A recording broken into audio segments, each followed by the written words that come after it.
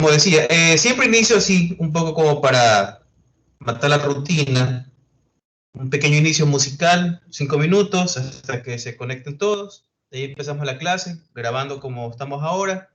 Luego, orden del día, que es decir qué nomás vamos a hacer. Ya les dije algo antes, pero les voy a dar un detalle. Presentación personal para quienes no me conozcan, lo cual incluye introducción al curso, de cómo se va a llevar la materia. Luego una introducción al software que se va a utilizar en buena parte de esta materia, que es LDSIM, y ya de una vez vamos a pasar a la primera práctica. ¿Ya? Es decir, es la primera práctica que genera la necesidad de presentar un reporte, unos cálculos y la contestación de unas preguntas, que en este semestre se va a implementar de forma diferente. La guía de esta primera práctica ya está subida a aula virtual. Hay cosas que faltan de configurar en aula virtual, hacer una buena página de inicio, ordenar mejor las cosas, pero en la sección de módulos, que antes era programa analítico, donde se ponía como que cada sección y las diapositivas, etcétera, ahí voy a subir las guías y presentaciones.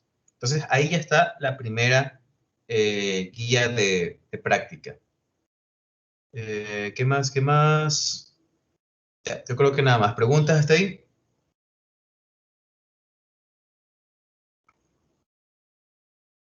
Ok, Creo que no, profe. entonces, ya, ok, entonces vamos a empezar con la introducción y políticas del curso.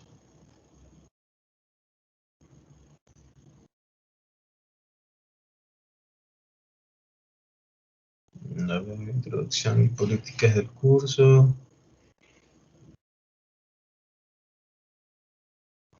Listo. Sí se ve, ¿verdad? Sí, sí se ve.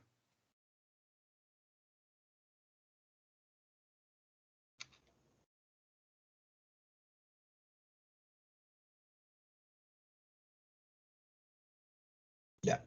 Entonces, el contenido. ¿De qué se trata este laboratorio?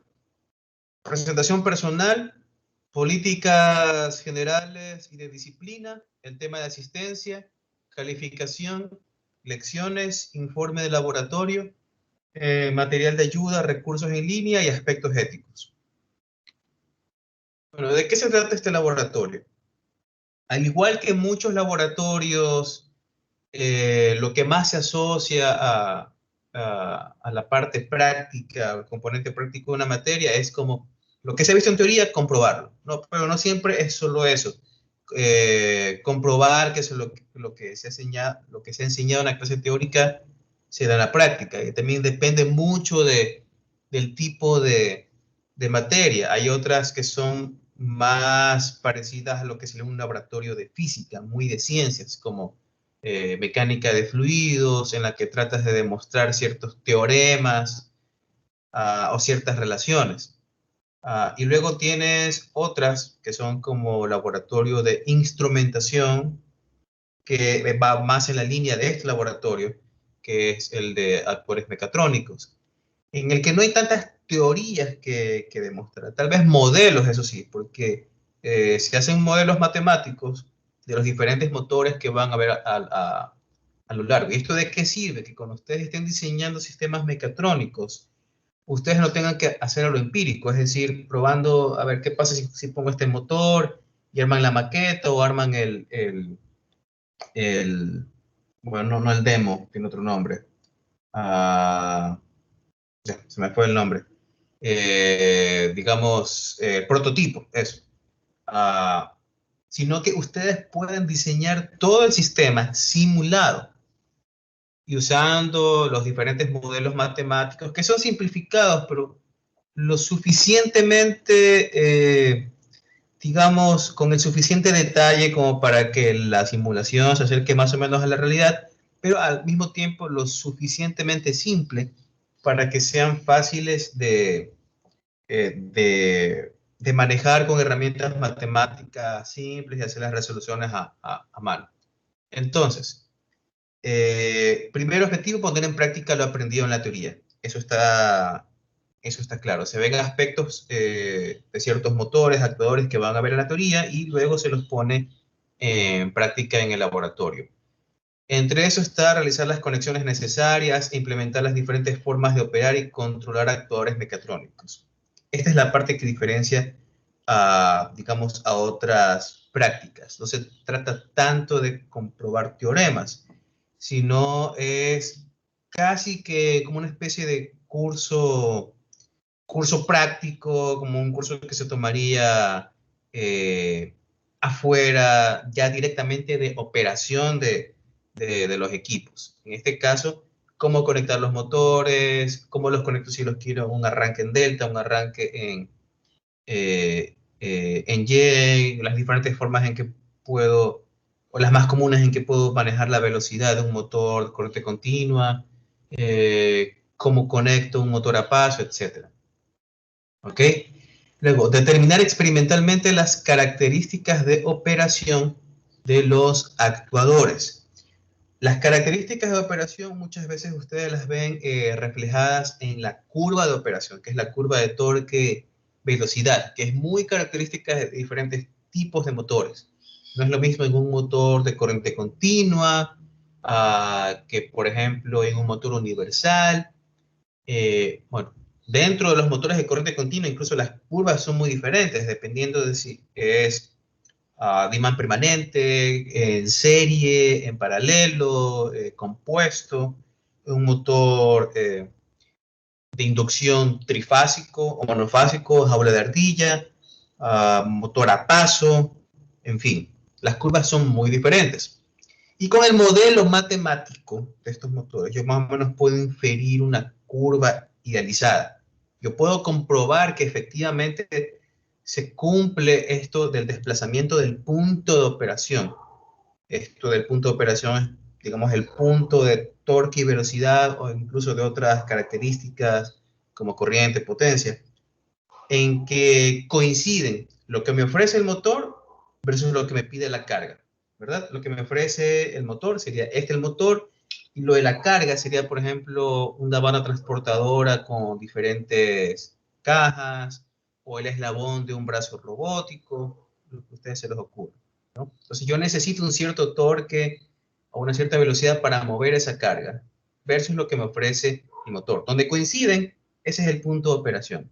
Y dependiendo de los cambios que tenga en el motor o en la carga, ese punto de operación se va a desplazar dentro de una cierta curva.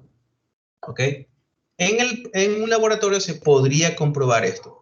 Lo vamos a hacer con un programa de simulación y también este semestre vamos a tratar de suplementar con vídeos de la operación de los motores reales. Entonces, se puede determinar experimentalmente las características de operación de los actuadores, que es lo que normalmente se hace con un dinamómetro.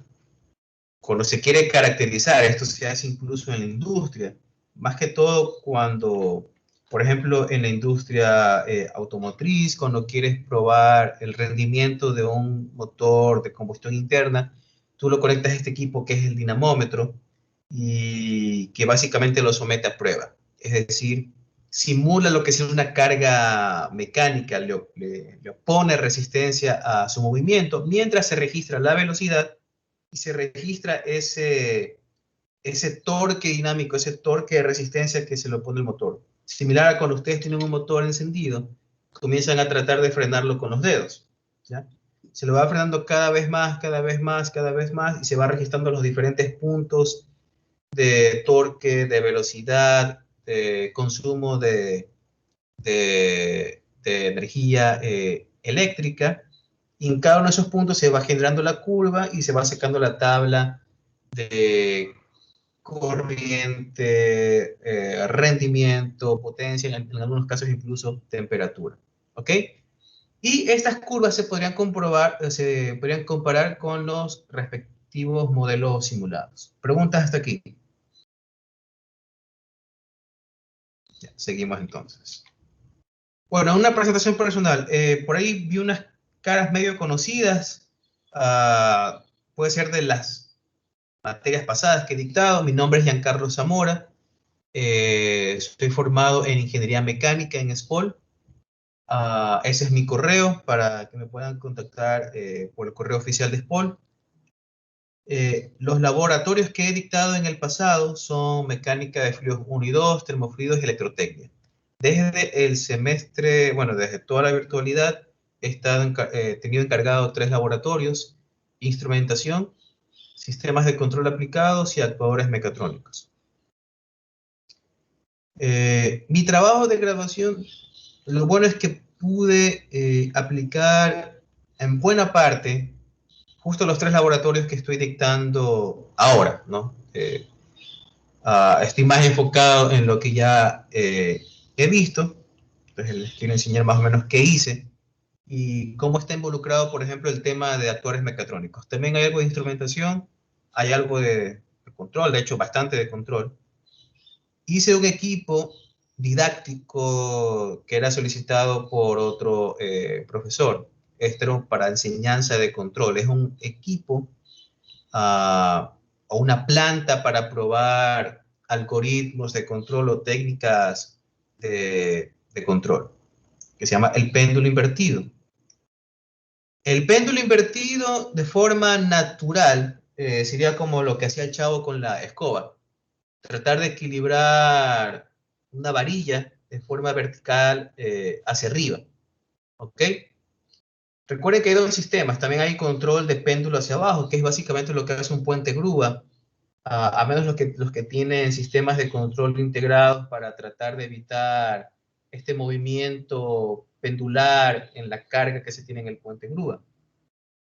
Ahí, por lo menos, siempre va a tender al equilibrio, ¿verdad? Puede haber mucha oscilación, pero siempre va a tender al equilibrio, hacia abajo. Entonces, es un sistema naturalmente estable. El péndulo invertido es un sistema naturalmente inestable, que siempre requiere inyección de energía o actuación en el sistema para mantenerlo en posición, en la posición erguida, ¿ya? Idealmente hay una posición exacta que obviamente nunca se logra, en la que tú perfectamente lo equilibras, no necesitas incluir ninguna actuación, pero normalmente siempre vas a necesitar algo de actuación en el sistema para mantenerlo y peor aún para tratar de sortear bueno, no son interferencias, perturbaciones externas. ¿Ok? Entonces, eso es básicamente lo que hice. Ah, ahí, esto es eso ahí es la rutina de autolevantamiento que requería un pequeño impulso y a partir de ahí lo hacía por su propia cuenta. Y por ejemplo, en lo que es actuación, esto que ven aquí, utilicé un motor sin escobillas de corriente continua, lo que se conoce como un PLDC, un brushless DC motor, motor de corriente continua sin escobillas, más una reductora de 3 a 1, que no requería tanta velocidad en el movimiento del carro, pero sí requería mayor torque, especialmente cuando necesitaba cambiarlo de dirección. Entonces, multiplicaba el torque más o menos en 3, algo de pérdida. Y esto se lo controla con un driver. Este tipo de motores, los brushless, son como los DC, que solo tiene 2 cablecitos, lo conectas a una batería o una fuente DC, ya por lo menos lo puedes echar a andar. ¿Okay? Aquí no, aquí se necesitaba un driver que haga una secuenciación en las diferentes fases de este motor y a su vez la entrada de ese driver era controlada por una, por una señal analógica que venía de una tarjeta de adquisición conectada a la computadora. ¿Preguntas hasta ahí? Perfecto. Ok, políticas generales y de disciplina. Esto se va a subir a aula virtual, así que pueden acceder a esto. Creo que no ha cambiado. Se mantiene el reglamento de estudios de grado, reglamento de disciplina del SPOL y las medidas ante el COVID-19 en el ámbito académico, que es provisional mientras dure la virtualidad. El tema de asistencia, no se controla asistencia, no se toma lista y las clases están diseñadas de forma asincrónica. O por lo menos para que el acceso de estas sea asincrónica. ¿A qué me refiero? Que no se pierdan de la clase si es que no se pudieron conectar a la hora. Es preferente que se conecten a la hora de clase porque, digamos, luego van a perder tiempo. Esto ya lo voy a explicar un poco mejor después. Y ajustes adicionales a convenir entre docentes y estudiantes. Bueno, con ustedes tengo los lunes y para este semestre está previsto 3 feriados que van a coincidir con el lunes. Entonces, eso lo vamos a recuperar. Y de hecho, ya esta semana les voy a enviar una encuesta de Doodle para que escojan cuál va a ser el horario auxiliar. Cada vez que tengamos ese feriado, en qué horario vamos a recuperar o vamos a tener la, la clase. No se las va a perder. De hecho, hay que hacerlo ya porque la semana que viene ya tenemos el primer feriado el lunes. ¿Ya? Ahora, lo de las clases asincrónicas, a menos que sea una emergencia o tengan que hacer una salida que no la pueden evitar, etcétera, o por algún otro tema que no puedan asistir a la clase a la hora que es, fuera de eso yo recomendaría que se traten de conectar. La clase esta virtual, yo entiendo que es difícil, ya es sí, el segundo semestre, no, es el tercer semestre, me he olvidado. Es el tercer semestre que se lleva de forma virtual y entiendo que en algunos casos da ciertas facilidades, pero en otros casos eh, ya se vuelve algo pesado. Yo he estado en clases virtuales, en cursos virtuales, ahí más o menos pude estar del lado del estudiante y este fenómeno que hay un punto que da pereza conectarse, mejor no me conecto y lo veo después. Y he intentado eso y al final uno lo termina postergando y postergando y postergando y luego uno ve al apuro, entonces no es lo mismo. En la medida que puedan conectarse a la hora que es, mejor, porque ya no tienen esa tarea pendiente de tratar de bajarse el video y ver la clase después. De una vez salen al menos con buena parte de los datos tomados para hacer el reporte y las demás tareas asociadas con, con la práctica que le hacemos en el programa este de, de simulación. Y también suele haber mejor disposición cuando la clase es en vivo porque pueden hacer preguntas. Voy a tratar en lo posible de hacerla un poco interactiva para que no sea un monólogo. Entonces, mientras puedan, traten de conectarse a la hora que es la práctica. Pero no hay listas, que no hay pérdidas si es que no se conectan a, en la hora que es. ¿Preguntas hasta ahí? Ok, seguimos. Bueno, este ya conocen lo de tratar de dar una holgura, trataré de dar siempre esa holgura, es más, no solo ustedes la necesitan, yo la necesito también. Creo que es de 20 minutos, a veces no se podrá los 20 minutos. En el peor de los casos, quedamos ahí, tablas. Ah, pero no trataré de cogerme más hora de lo que toca. En cuyo caso yo prefiero cortar la clase ahí, yo grabo por mi cuenta después lo que faltó y solo ven el pedacito de lo que no alcanzamos a ver. La calificación. Va a haber 3 componentes. Esta vez se va a implementar algo diferente. Antes el informe de laboratorio era prácticamente toda la nota y era un informe un poco más extenso, digamos. ¿Ya? Esta vez se ha tratado de automatizar ciertas cosas porque muchos de los informes, especialmente los que están asociados al software que vamos a utilizar, tienen unas secciones de preguntas cortas que son de tipo sí, no, verdadero o falso, complete, llena, etc. ¿Ok? Más preguntas que nosotros vayamos a añadir, esas preguntas cortas se van a tomar en forma de lección y van a equivaler a 30 puntos. Estos porcentajes digamos que por esta semana aún podrían cambiar, pero más o menos la idea es que el mayor porcentaje sea el informe, luego esa lección y luego esos cálculos. Esto es por cada práctica realizada. Entonces, el informe se entrega normalmente en PDF, se sube al link de aula virtual ahora. Ah, y ya les voy a enseñar luego qué nomás va a contener. Si no me equivoco, era el resumen, captura de lo que hicieron en el programa, las gráficas, curvas, las tablas de datos y resultados, el análisis de resultados, las conclusiones y recomendaciones y ahí termina. Eso es todo lo que se va a pedir en el informe. La lección son las preguntas cortas, que ya les voy a explicar cómo se va a llevar a cabo. Y los cálculos, hay ciertos cálculos que son cortos. Por ejemplo, te piden un cálculo de RPM, un cálculo de potencia, etc. Aparte de lo que está en la guía, nosotros podemos generar entre los tres técnicos docentes más preguntas para hacer un banco de preguntas y eso tomarles en la lección. ¿Ya? Y el total sería, bueno, lo que salga de esos tres.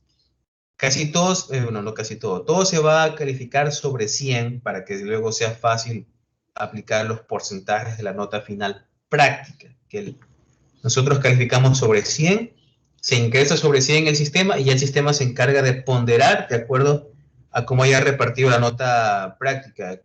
No recuerdo si para actores era 30 o 25, no recuerdo muy bien. ¿Preguntas? Seguimos.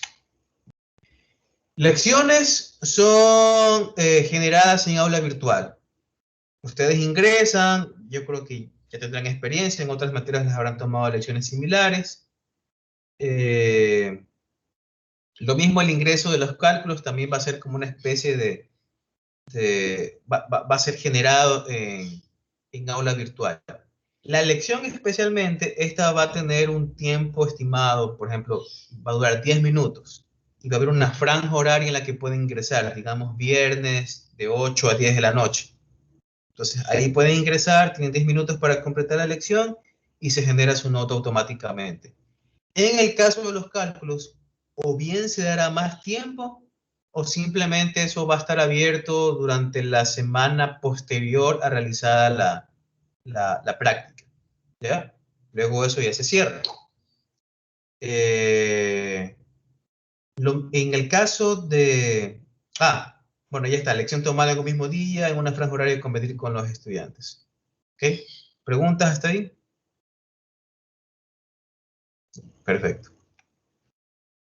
Los informes siempre se entregan una semana después de realizada la práctica, únicamente por aula virtual. Por favor, traten de siempre subir en el link de entrega. Esto beneficia a ambos. Primero, porque queda un registro de lo que han entregado. Y segundo, porque es más ágil la calificación. ¿Ok? No se va a recibir, por ejemplo, informes por mensaje de aula virtual, por correo, por mensaje de Teams, etc. Solo se va a recibir por el link que se disponga de aula virtual. Solo PDF, nada de Word. Esto no es un capricho personal, es porque en PDF se puede ver directamente el informe para calificar sin necesidad de descargarlo. Adjuntos también, aparte. Eh, Esto es lo que debía corregir. Bueno, no corregir, sino puntualizar. Si se piden adjuntos, como los archivos de simulación que hagan en LBSIM, estos deben incluirlos, si son varios, en su propio comprimido, pero no en un solo comprimido junto con el PDF, porque si no, luego el sistema no me permite visualizarlo. Es decir, el PDF y aparte los archivos de simulación si es que se piden, ya sea uno solo o si son varios, los archivos de simulación en un comprimido. El formato va a estar subido en aula virtual. Voy a enseñarles algo preliminar, vamos a que hacer unos ajustes y la calificación va a ser de acuerdo a una rúbrica que va a estar aula virtual ahora y también les voy a mostrar algo preliminar. ¿Preguntas?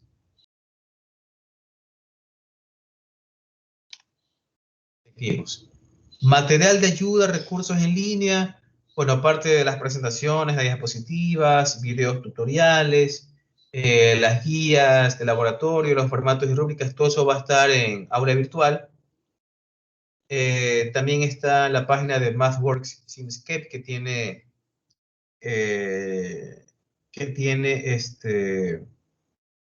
digamos, información interesante acerca del modelamiento de diferentes motores usando sus librerías.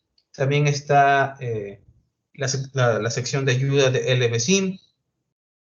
Y, por ejemplo, canales que yo recomiendo que visiten, incluso que se suscriban. Estos son en YouTube. Por ejemplo, de animaciones, que incluso a veces yo las voy a utilizar para explicaciones o las utilizaré incluso en teoría. Está The Engineering Mindset, Learning Engineering y The Learning Channel. Muy buenos videos de ingeniería en general. Luego hay canales asociados a tiendas o marcas que incluyen tutoriales de sus productos, como Automation Direct, Motion Control, the Motor Association, Progressive Automations, ABB Motors and Generators y Siemens. ¿Ya? Tienen muy buen contenido subido en sus canales. ¿Ok? Y ya luego un poco en la onda, hazlo tú mismo, ya trabajando con actores más pequeños y la onda Maker, tres canales que recomiendo que son Electro Club, How to Mechatronics y Electro Noobs. Posiblemente habrán escuchado algunos de estos.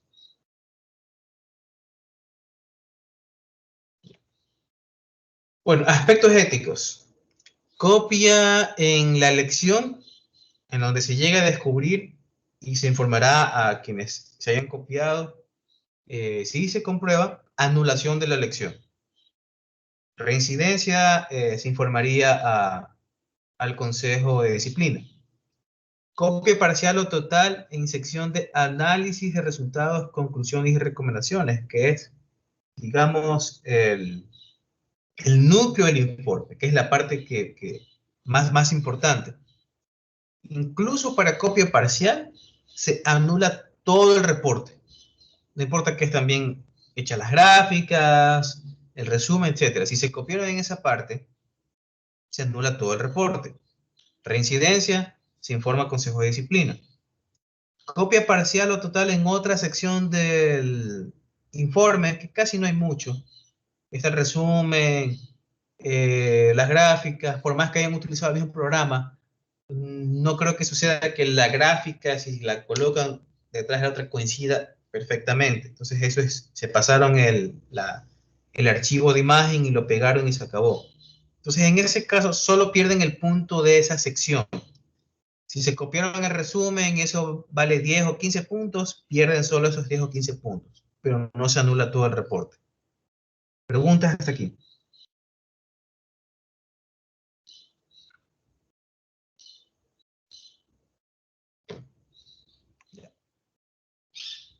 Perfecto. Ya, ahora, a ver, vamos a ver rápidamente. Yo creo que conviene ver lo de el formato y luego la rúbrica.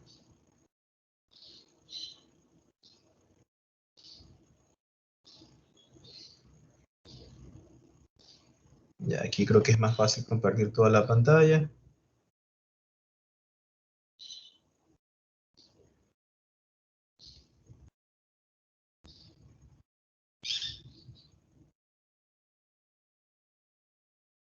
Ya, imagino que sí se ve. Ok. Entonces, es un informe reducido. Toda esta parte es la carátula que deben incluir. Voy a ser enfático un poco también con el tema de formato. A ver, el formato no es porque uno le da la gana. Primero que les sirva a ustedes, porque ustedes deberán seguir formatos. Tal vez no sean informes súper académicos que deban presentar, pero les tocará hacer algún tipo de informe de producción, de alguna mejora que hayan realizado alguna cadena de producción, tiene que comprar el antes o después de la medida tomada en la empresa en la que vayan a trabajar, informe de labores, informe de estado de maquinaria, y para eso a veces hay formatos que tienen que seguir. No van a presentar un informe profesional, por ejemplo, con una carátula hecha exagerando un poco. Se me fue el nombre del programa, no es el programa, el que hace estas carátulas escandalosas. Word Art, eso. ¿Ya? Exagerando un poco, ¿no? Por eso el formato es sobrio, para que se vayan acostumbrando a este tipo de cosas. Entonces aquí ponen el nombre y título de la práctica. Bueno, aquí van llenando lo que tienen que llenar. Esto aquí será igual en todos los casos. Las capturas de pantalla.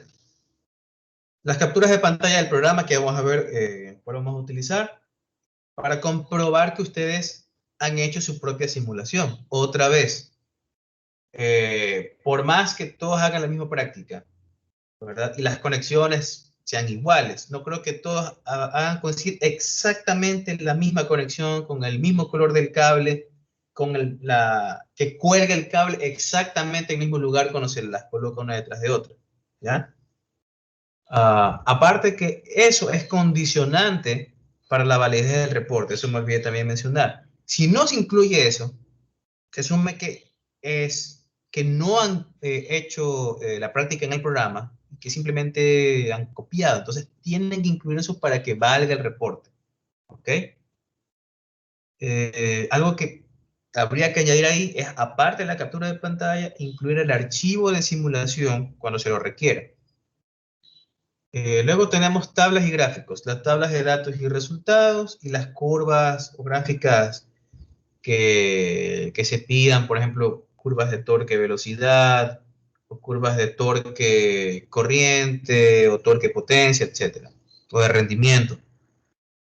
Luego viene el análisis de resultados. Esta es la parte en la que ustedes van explicando la tendencia de los datos obtenidos, si consideran que hay un dato que es aberrante, y por qué, el tipo de relación que ustedes observan, lineal, eh, parabólica, exponencial, etcétera, posibles explicaciones, si va o no concordante con lo que se ha visto en teoría, con el modelo matemático del motor en cuestión.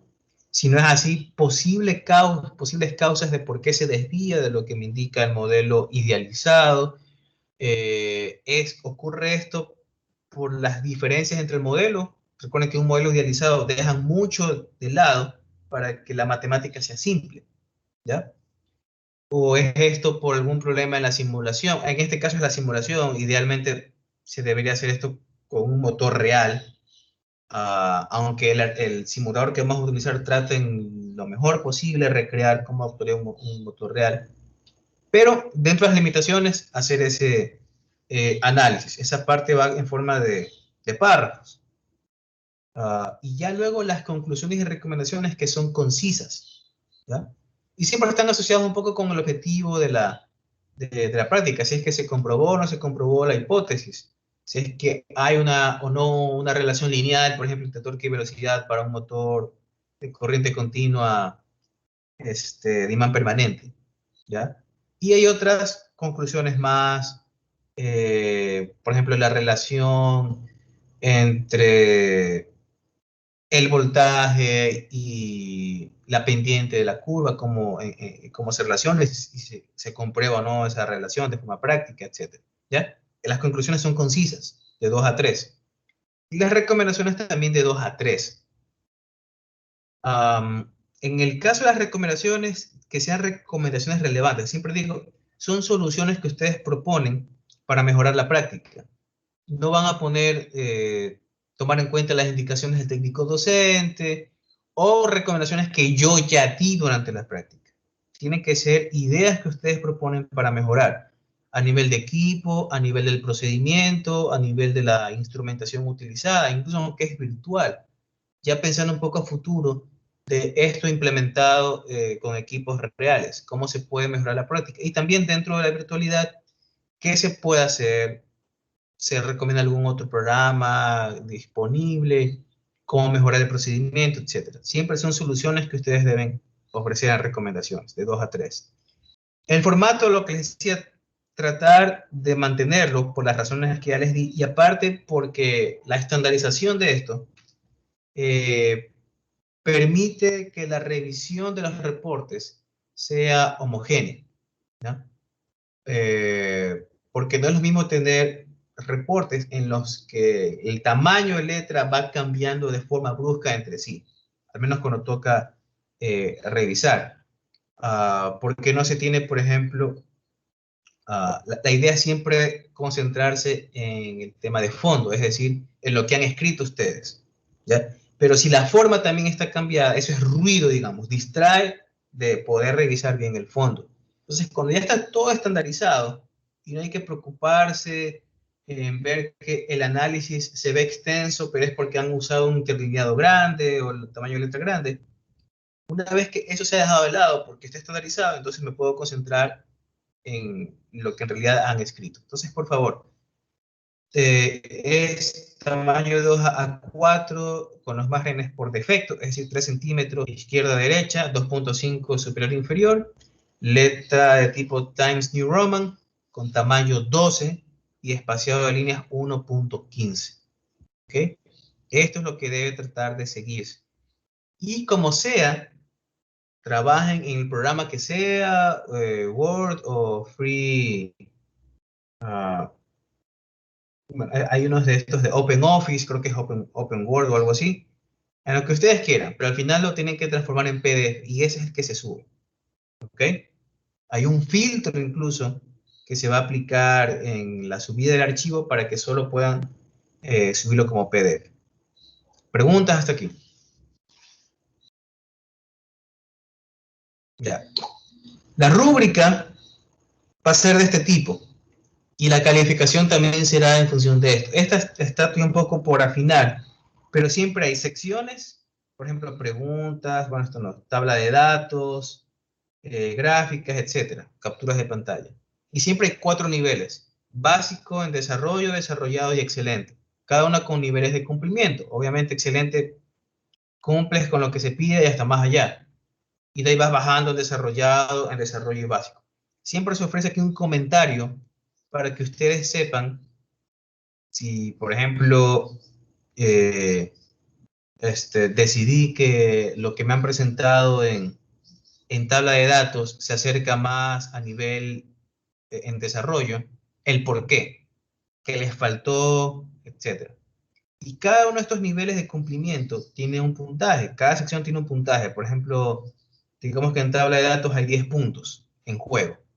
¿Ya? Los 4 niveles de cumplimiento, hay uno que tendrá 2 puntos o 0, luego 5, 8 y 10.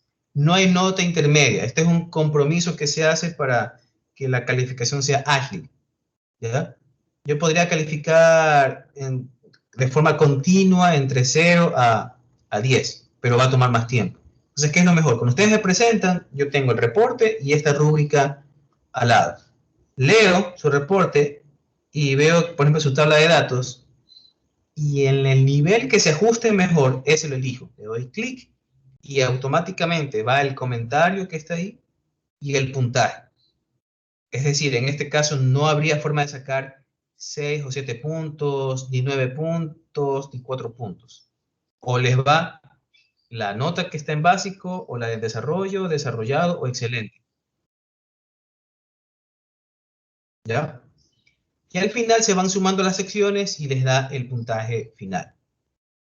¿Ok? Preguntas hasta ahí.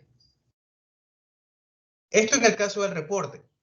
Lo demás no tiene rúbrica porque simplemente o están bien o están mal las contestaciones de los cálculos, los cálculos que deben ingresar, y luego esta como especie de mini lección, eh, que son de tipo opciones múltiples, sí, no, verdadero, falso, etc. Entonces ahí es fácil que se califique automáticamente. Preguntas.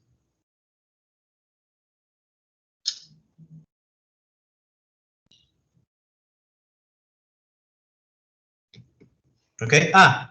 Rápidamente la programación.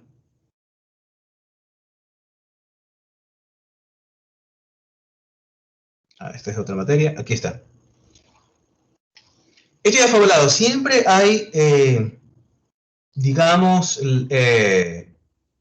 siempre hay la posibilidad de que se tenga que cambiar de acuerdo a, bueno, estamos en virtualidad todavía y siempre hay estas particularidades, si es que el software no tiene el motor dentro de su librería para hacer la simulación o algún problema, etcétera, se tendrá que cambiar la planificación. Pero por ahora se mantiene así. Práctica 1, un primer parcial, que es esto, lo que vamos a ver ahora de potencia y pérdidas de rendimiento. Luego, motores CC, excitación independiente, de imán permanente, etcétera. Práctica 5. Bueno, ustedes van a leer de esto después, que se va a subir. La idea es que vamos a hacer 6 prácticas en el primer parcial y 6 en el segundo. Son en total 12 prácticas. ¿Ok? Vamos a tratar de siempre terminar o darles la semana anterior a la de exámenes, porque ahora sí hay semana de examen, primer examen y segundo examen o evaluación. Entonces, esa no es que no va a haber clases, va a haber una actividad asincrónica. Puede ser yo conectado en vivo y que ustedes vean después la grabación, o yo subiendo algún material pregrabado eh, que tenga una duración más o menos de una clase normal, que incluya alguna evaluación, por ejemplo, usando Edpuzzle o algo que sea interactivo. Pero no habría práctica y por lo tanto no habría un reporte asociado. ¿Ya? Y lo mismo va a ser en el segundo parcial. Otras 6 prácticas, terminamos con la práctica 12 en la penúltima semana de clases. De tal modo que aquí queda una actividad sincrónica, ya sea para recuperación, ver casos de estudio, aplicaciones y selección. Y la idea es que ya antes de la segunda evaluación ya estaría la nota práctica, ¿no? Con algún periodo de impugnaciones. Siempre, si tienen algún problema, traten de avisar con tiempo. eh, y si tienen algún problema de alguna nota que se ha presentado, también háganlo a tiempo. O sea, lo que quiero evitar es que recién se den cuenta que necesitan, o sea, pensar en función de puntos y tratar de escarbar, como digo yo, o raspar la olla para a ver si sacan algo antes del examen, ¿ya? Si tienen algún problema, avisen con tiempo. Si quieren impugnar una nota, háganla a tiempo. Y de todas maneras, se dará un periodo de impugnación antes de la segunda evaluación, después de lo cual, si no tienen problemas con su nota práctica, queda escrita en piedra. Por lo tanto, no habría necesidad luego para eh, contactarse recién pidiendo recalificación de algún reporte, elección, etc. ¿Ok? Lo que observan aquí también es las actividades, por ejemplo, de presentación de lecciones y de tareas. Como ven, siempre hay una lección después de dada la de práctica. Y lo mismo la presentación del reporte, que normalmente yo las recojo los fines de semana, por ejemplo, los sábados. Es decir, lo de hoy se recogería el siguiente sábado, es decir, el 29 de mayo, más o menos. Aún está, hay que ponerse de acuerdo si es que se va a recoger atrasado sobre el 70% de la nota, que normalmente yo lo hago los domingos. ¿Ya? Lo malo de esto es que la nota que sacan final en la rúbrica, en la suma, hay que multiplicarlo por 0.7, es un paso extra. En todo caso, eso se verá. Y la lección, que por ejemplo podría ser el viernes de esa siguiente semana, es decir, el 28 de mayo. Por ejemplo, de 8 a 10 de la noche o de 8 a 11 de la noche. Será el periodo en que ustedes pueden ingresar a aula virtual y dar la lección, que tendrá un tiempo limitado, dependiendo de las preguntas. Trataremos de ajustar, por ejemplo, puede ser 10 a 15 minutos. Tanto la lección como Los cálculos, que eso puede ser que esté abierta durante toda esta semana, es decir, hicieron la práctica aquí y durante la semana siguiente está abierto el sistema para que ingresen los cálculos, y ya se cierra luego de esa semana, y que también tiene que tener cuidado. Eso se califica automáticamente. El informe, eso sí lo calificamos nosotros porque hay que leer especialmente la parte de análisis de resultados, conclusiones y recomendaciones, revisar que las gráficas estén bien hechas, nada de colores chillones, rotulados los ejes con unidades, etc. ¿Preguntas?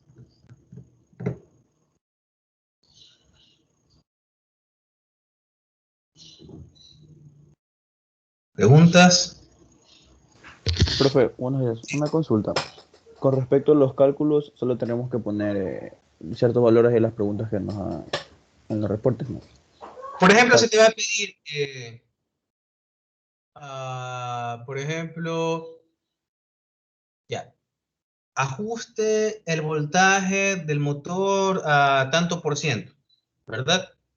Entonces se te va a pedir que ingreses cuántos son los RPM. Ahora, si les preocupa el tema de que obviamente no todos les va a dar igual, nosotros vamos a pensar en que hay una holgura, o sea, se da una incertidumbre, se programa mismo, ahí mismo en aula virtual, ¿no? Puede ser 3200 RPM, pero alguien le da 3201, 3205, 3190, ¿verdad? Eso se toma en cuenta, ¿ya? Y de todas maneras, ustedes siempre pueden revisar la lección, y si ustedes creen que se ha calificado injustamente, aunque es automático, siempre se pueden escribir y nosotros revisamos después. Pero siempre sea su holgura. Obviamente ustedes deben tratar de seguir el procedimiento, y si les dice 100%, no lo van a poner al 90%, exagerando. Entonces debe haber cierta consistencia con los datos tomados y con los cálculos que se piden ingresar en el sistema. ¿Sí respondí a tu pregunta? Sí, profe, muchas gracias. Ya. Ok, entonces, a ver, ya vimos presentación personal, más o menos cómo se va a llevar el curso, el tema de las lecciones, el tema de los informes, la rúbrica, que eso aún está, deben revisar, pero al menos saben cómo funciona la rúbrica, así que lo único que cambia es el tema de cuántos puntos, cuántas secciones y qué incluye cada sección. Cómo hacer más o menos un buen reporte, cómo presentar los reportes, qué más va a incluir las calificaciones, qué más, qué más, qué más. Ya. Ahora, el programa que vamos a utilizar es este de aquí, LBSIM. Yo creo que es mejor y si vemos, por ejemplo, la primera parte con detalle y ya luego todo lo que es cada uno de los módulos de forma más rápida, como para poder terminar a tiempo. Entonces vamos a ver. Este es más o menos el entorno que vamos a utilizar. ¿Qué vamos a ver? ¿Qué es el LBSIM? El espacio de trabajo, la barra de menús, la librería de módulos, simulador y licencia. Entonces, ¿LBSIM qué es? LBSIM son las siglas y un poco una mezcla. Sí, son las siglas de Lat-Volt Simulation Electromechanical Systems, ya que es básicamente un simulador de los sistemas de entrenamiento electromecánicos de Lat-Volt, que es parte de la rama educacional de Festo. Lat-Volt era una marca que hacía estos equipos didácticos en el área de potencia, de actuadores, o como les llaman ellos, electric drives, de motores pequeños, motores grandes, etc.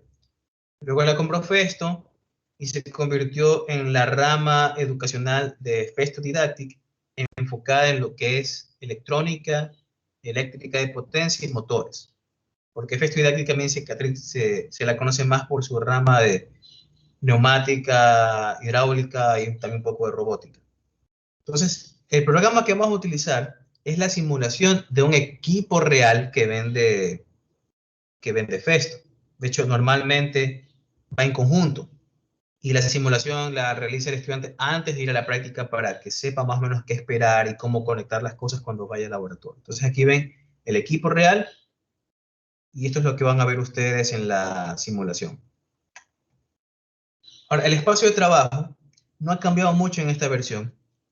Tienen la librería de módulos, ahí están todas las cosas que en el equipo real ustedes sacarían de algún armario y los colocan ahí, bueno, los sacan de una, no es armario, bueno, se me fue el nombre, donde se almacenan y luego van a un armario que ya tiene unos espacios separados donde caben estos módulos. Entonces tienen módulos, por ejemplo, de alimentación, diferentes tipos de fuentes de voltaje, todos los módulos de motores, el módulo de motor trifásico, jaula de ardilla, trifásico sincrónico, el motor de corriente continua, imán permanente, etc. Tienen también los que me permiten hacer las pruebas a los motores, que ya vimos son los dinamómetros, los que someten a pruebas a los motores, que me permiten sacar mediciones de torque, velocidad, etc. Al menos hay dos tipos de dinamómetros. Luego tienes la adquisición de datos, porque el dinamómetro me manda las señales, pero yo necesito luego registrarlas. Entonces hay un módulo de adquisición de datos en el que también podemos ver las mediciones en tiempo real, como se ven aquí. Ahí puedo adquirir datos de voltaje, de corriente, que me calcula automáticamente diferentes potencias, activa, reactiva, aparente. Ahí también conecto la salida del dinamómetro. Hay una salida analógica representativa de torque y velocidad. Eso va al sistema de adquisición de datos. Como ya está equilibrada la equivalencia de newton metros para ese voltaje de salida analógica, ya me muestra aquí cuántos newton metros, cuántos RPM. Todo eso se muestra aquí. Se puede registrar en tablas de datos, como se ve acá, y luego se puede hacer curvas dentro del mismo programa. ¿Okay? Entonces, aquí es todo lo que se ve como despliegue de datos. Aparte, puedes usar, por ejemplo, osciloscopios, sacar diagramas de fasores, etc. En la barra de menús tienes los típicos menús de archivo, los menús de guardar y otros que son específicos del programa, como son la librería de módulos, la librería de instrumentación, que incluye multímetros, incluye esta muestra en tiempo real de los medidores en el sistema de adquisición de datos, el diagramador de fasores, el osciloscopio, etc. ¿Ok? Y otros más. Y luego, donde ya armamos la práctica, que es aquí, la guía va a tener un diagrama eléctrico de conexiones. Ustedes deben poder interpretar eso y hacer las conexiones aquí en el armario. Hay que arrastrar los módulos, llevarlos a un lugar, luego interconectar los módulos donde se necesite, ya sea de forma mecánica o en la mayoría de los casos de forma eléctrica. Dan clic en una bordera, luego en otra, y hacen una conexión virtual con un cable banana. Pueden cambiar el espesor y color de este cable, que es lo que se recomienda para que no se confundan. Y ya luego encender, por ejemplo, la fuente para que alimente el motor, este se comience a mover y comience a registrar lo que me pide la práctica. ¿Ya? Así se ve la barra de menús. Esto lo pueden usar ustedes. Como les digo, aquí lo típico de crear nuevo archivo. Pueden descargar los archivos de simulación, que en muchos casos se les va a pedir que adjunten al reporte. Y aquí tienen parte de la instrumentación, como el osciloscopio, el despliegue de mediciones, el diagrama de fasores, analizador armónico, sincronoscopio, un par de multímetros que pueden poner, etc. Entonces la barra de unos archivos, la típica de que sucede en casi todo programa, con excepción de importar .dai, que es como un archivo ya de simulación que contiene la configuración del control y adquisición de datos de sistemas electromecánicos. De ahí lo que es edición, que incluye deshacer y rehacer, o retirar todos los cables. En la parte en ver, pueden ver la lista de equipamientos, que son casi todos los módulos. Luego tienen la parte de instrumentos, donde tienen todo esto, osciloscopio, aparatos de medición, fasores, analizador armónico, 2 multímetros. En herramientas que contiene para cambiar lengua, ciertas opciones eléctricas, y esas serían las dos principales en esto. Ayuda que contiene contenido de índices, los manuales y ejercicios, etc. ¿Ya? Ahora, la librería de módulos siempre se parte de un armario. Esto ya va por defecto, que es como que mi espacio principal de trabajo. Y ahí yo voy arrastrando los diferentes módulos. ¿Qué módulos? Ustedes pueden leer después esto y vamos a ir descubriendo con las prácticas para no ocupar mucho tiempo en esto. Pero hay el motor generador de corriente continua, motor generador de imán permanente, motor jaula de ardilla de 4 polos, de inducción, motor sincrónico trifásico, motor generador sincrónico con salida de termistor, esto es para monitorear temperatura, motor con arranque por condensador, será motor monofásico, motor universal, funciona tanto con corriente continua o corriente alterna. Estos módulos, aparte que me sirven como de, digamos, son como auxiliares para ciertas conexiones, como las cargas resistivas, inductivas, también hay capacitivas, que se me escapa ahí, esto de transmisión trifásica. Este es más como orientado un poco casi que a electrónica o algo ya de potencia.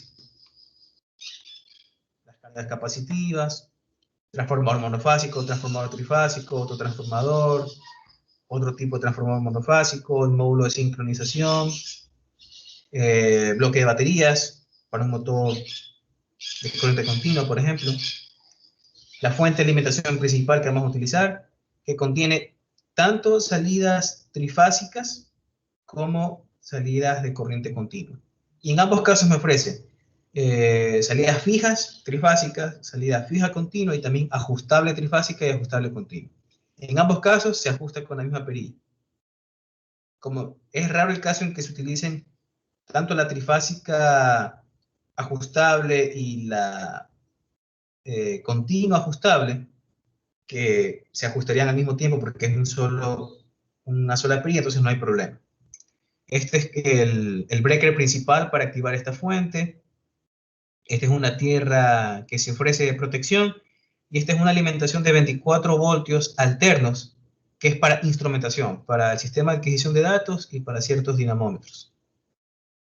Noten que todos los módulos, por ejemplo, de motores y todo eso, tienen así estos conectores de tipo banana de seguridad. En el equipo real también es así.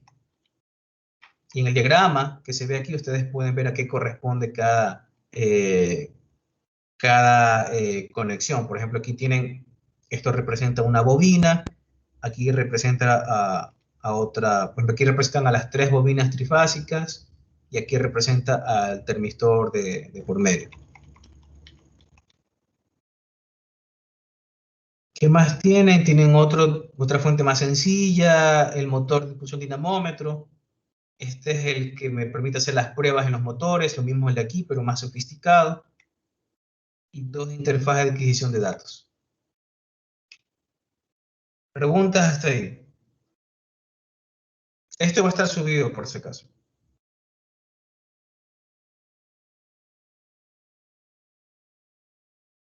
Ok, entonces si no hay preguntas, yo creo que no me falta nada más por compartir. Yo creo que ya podemos empezar con el programa. Entiendo que esto es pesado, lo de la clase virtual, entonces voy a tratar siempre de dar como que un receso de 5 minutos, aprovechen para ponerse a ver otra cosa. Algunos lo deben estar haciendo ahora, pero si estaban atendiendo la clase, aprovechen esos 5 minutos para distraerse un poco. Lo que sí les voy a pedir hasta mientras es que ya abran el programa, porque vamos a empezar. Es en línea, yo creo que aquí tengo abierto, así se ve, ¿ok? Les voy a pasar el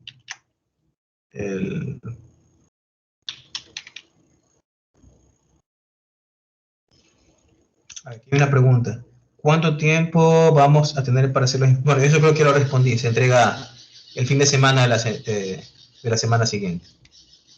Ahí les envié el, el link para que ingresen al simulador en línea, y lo que me falta, esto siempre les voy a entregar antes de cada clase y va a cambiar en cada clase, es el código. A ver, denme un momento.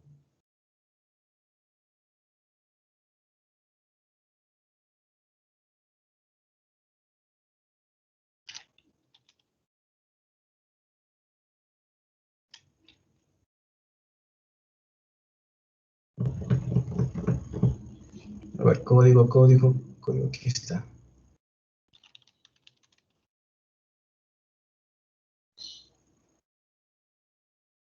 Les va a pedir un código, ingresen este código. Este código va a cambiar en cada clase, por si acaso.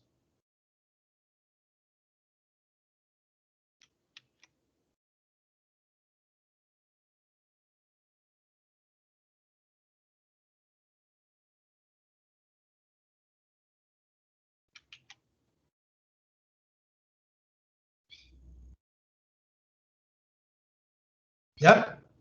Entonces, entren en la página, vean el programa, vayan explorando, ya tengan abierta la guía.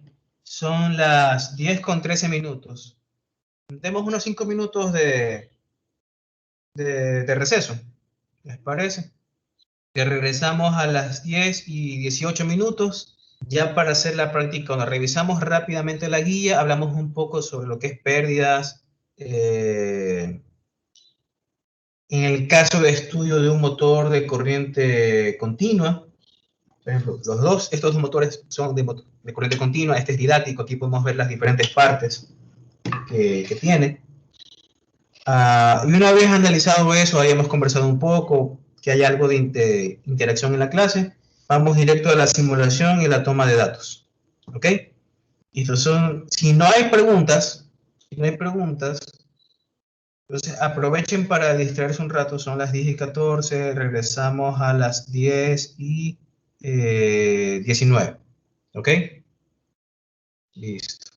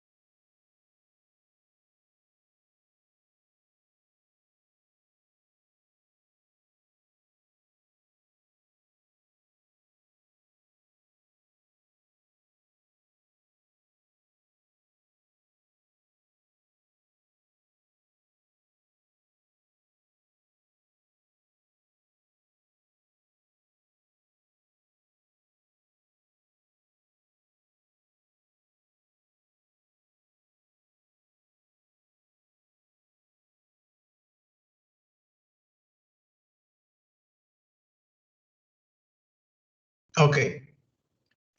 ¿Todos pueden ingresar al programa? Si pueden, bueno, para que no se haga un relajo con todas las voces, todos los micrófonos conectados, creo que pueden hacer como no sé si levantar la mano, ah, lo que hizo Doménica, un pulgar arriba para saber que nadie tiene problema con el programa.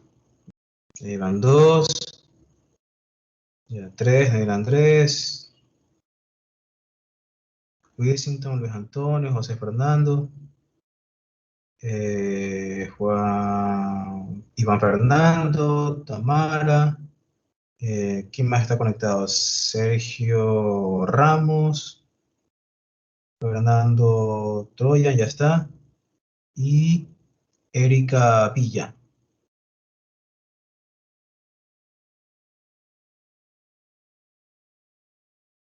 Ya. A ver, les comento una cosa con el programa.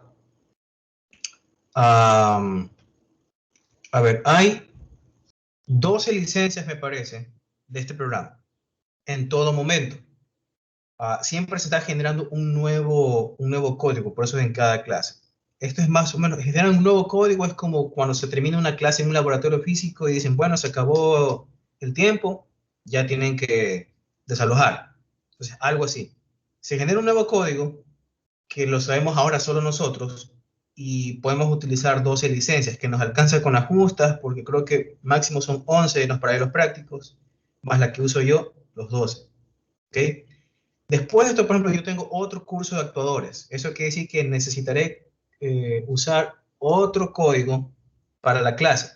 En teoría, yo les podría decir, ¿saben qué? Cuando termine la clase, todos cierren el programa y se liberan las licencias, porque mientras los dos estemos conectados, eso quiere decir que el que se quiera conectar después al programa usando el mismo código, no le dejan entrar.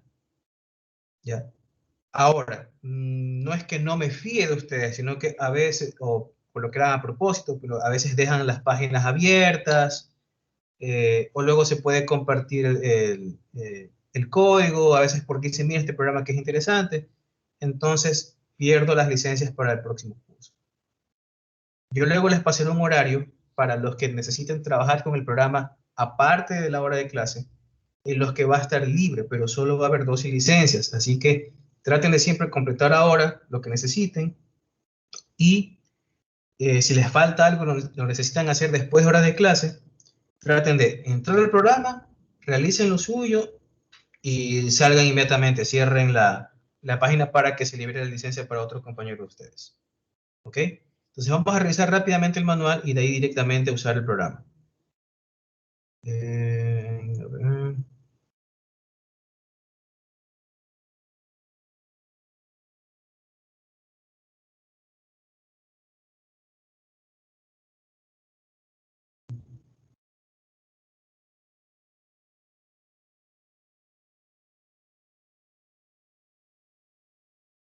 Ahora sí. Entonces, el objetivo general es caracterizar un motor de corriente continua con mediciones de voltaje, corriente, velocidad, torque, potencia y eficiencia y comprender la definición de rendimiento analizando las respuestas obtenidas. Ya como objetivos específicos, medir señales de corriente y voltaje de un motor de corriente continua, así como la velocidad, torque y potencia usando un dinamómetro y familiarizarse con el equipo y las configuraciones. ¿Ya? Esto es lo que importa. Eso que tienen ahí es lo que tienen acá. Le llaman motor de impulsión porque el motor puede utilizarse para mover a otra máquina, por ejemplo, a un generador. Y entonces, en todo actuador, ustedes notarán que siempre tiene una potencia de entrada y una potencia de salida. Como son actuadores electromecánicos, eso quiere decir que entra algún tipo de potencia eléctrica y yo obtengo alguna potencia mecánica.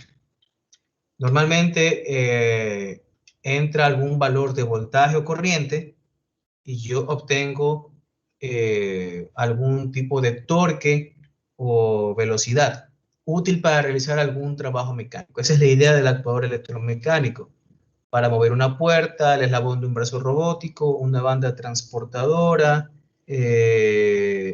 algún sistema con poleas, en el caso para mover unas hélices en un cuadrúptero, o en el caso de algún tipo de robot terrestre no tripulado para manejar la dirección, el movimiento de este móvil, etc. ¿Ok? Entonces siempre hay que tomar en cuenta esto del rendimiento. Peor si es que están tomando en cuenta eficiencia energética o si es una aplicación móvil que utiliza batería, en el diseño les conviene sacar el mejor provecho posible, ¿verdad? Pero siempre hay pérdidas de por medio, es decir, no toda la energía eléctrica que se ingresa al motor se transforma en energía mecánica, ¿ya? No toda la potencia eléctrica se transforma en potencia mecánica.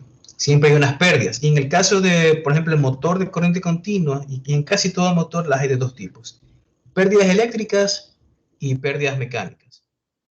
¿Alguien me puede mencionar algún tipo de pérdida, por ejemplo, mecánica, que no tenga un motor de corriente continua? El que quiera hablar simplemente active su micrófono y hable. Vibraciones. ¿Cómo? Vibraciones. Ya. Sí, ese podría ser. Algún tipo de ser fricción. sí, una fricción. Por ejemplo, ¿de qué tipo? O sea, si hay algo girando haciendo contacto con otra superficie, va a haber fricción que la frena. En un típico motor de corriente continua tienes esto, por ejemplo. No sé si se alcanza a ver, déjenme ver si.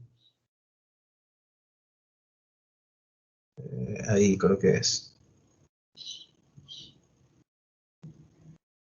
Ya. Entonces, aquí está un modelo didáctico de motor de corriente continua. Este de aquí sería el rotor. No se ve ahí en la pantalla completa, por si acaso. Claro, se ve pequeña, ¿verdad? Sí, Pero sí. sí alcanzan a ver. Sí, sí. Ya. Entonces, ahí se ve. Esta es la parte móvil. Ahora, aquí tengo dos borneras, pero la que interesa es la de acá. ¿Y ven esta bornera de aquí? A este motor, el de corriente continua, le llaman de escobillas. ¿Por qué? Yo aquí tengo estos, lo que llaman vulgarmente carbones, que a veces sí son unos contactos de grafito, conductores, son contactos deslizantes. Y en el eje yo tengo esto de aquí que se llaman las delgas. Si ven que son como contactos segmentados. Aquí tengo dos, porque es un motor simple. Cada uno de estos contactos sería como el extremo de toda esta bobina que se transforma en un electroimán. Entonces, mandas aquí energía o alimentación de corriente continua, y en esta posición ocurre una alimentación de tal modo que este se hace norte o sur, ¿verdad? Ocurren repulsiones y atracciones, hacen que se mueva esto, pero cuando se mueve, ya cambia qué contacto está haciendo o qué delga está haciendo contacto con esto.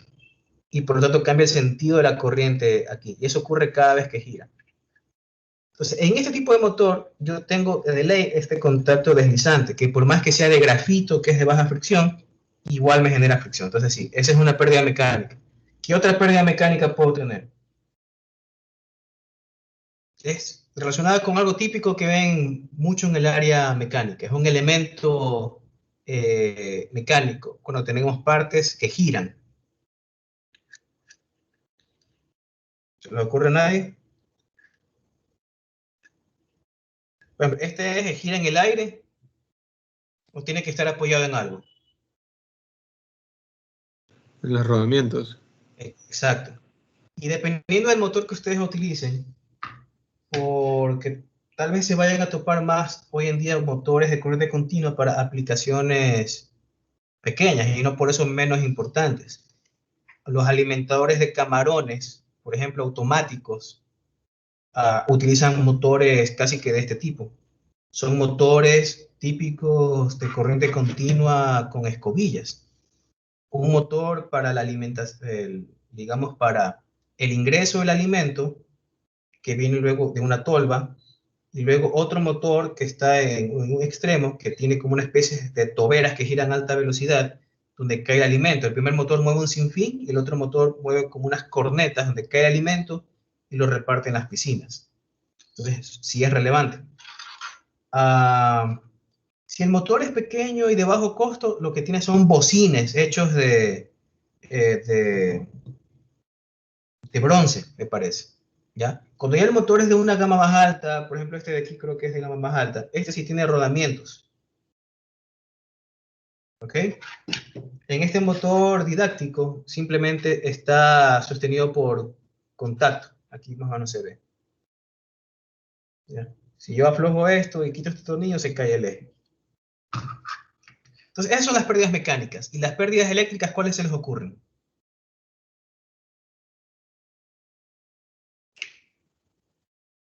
¿Algún tipo de pérdida eléctrica?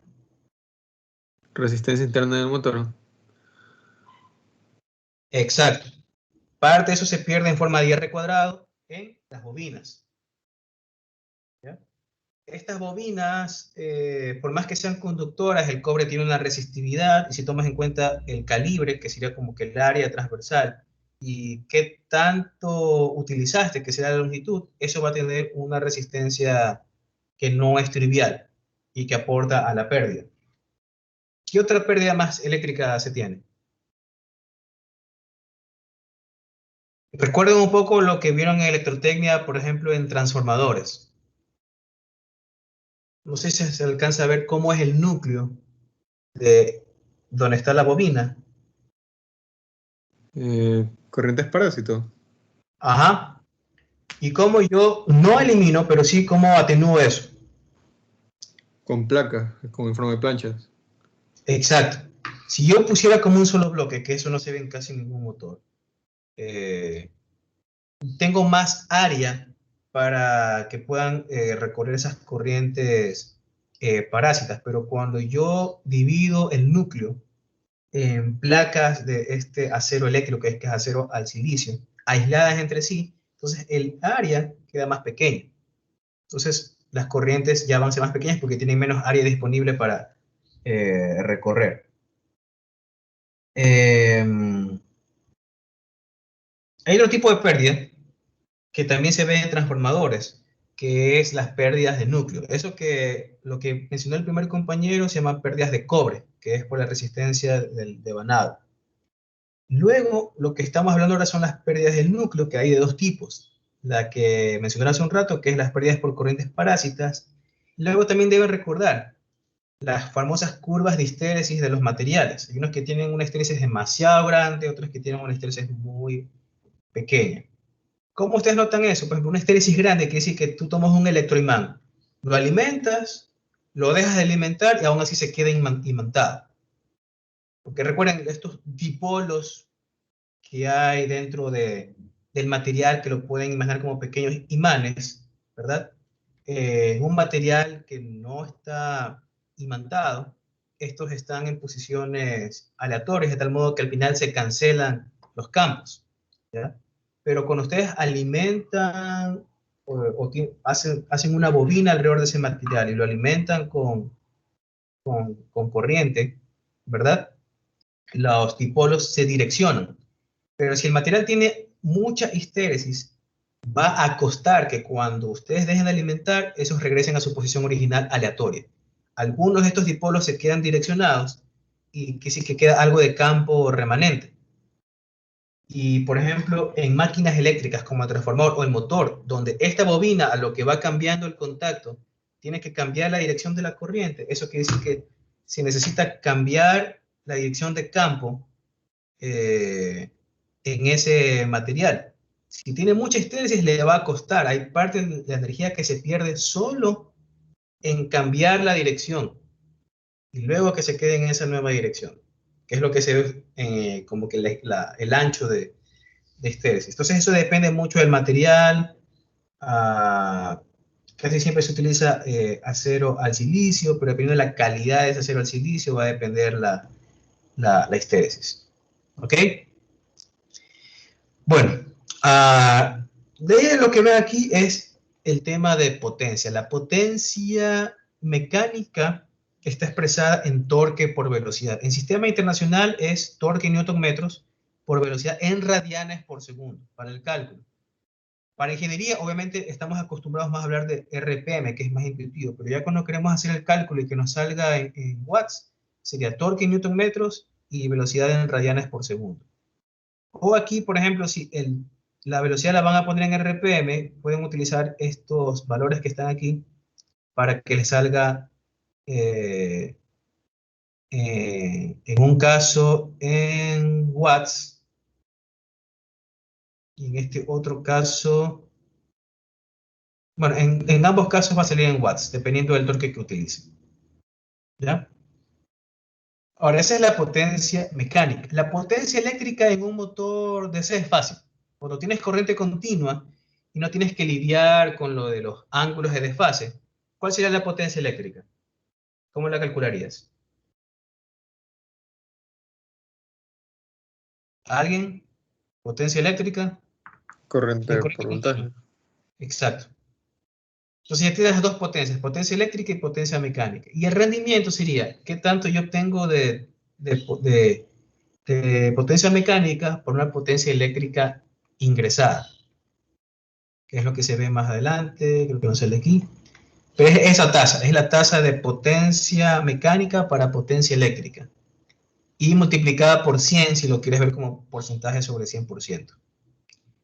La gráfica que se ve aquí es, por ejemplo, a medida que yo hago la prueba en el motor, hay pérdidas que van aumentando, hay pérdidas que siempre son, que se mantienen constantes, hay otras que van aumentando con la corriente. Por ejemplo, las pérdidas de cobre aumentan con la corriente con que se alimenta a la bobina, y no de forma lineal porque es I cuadrado R.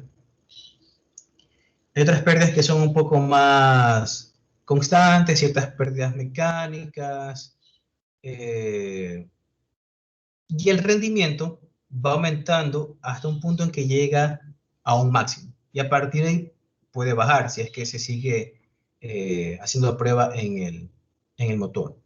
Y lo que se conoce como plena carga o como el punto nominal, etcétera, normalmente está bastante cercano al punto de máximo rendimiento, que es como donde se equilibran, donde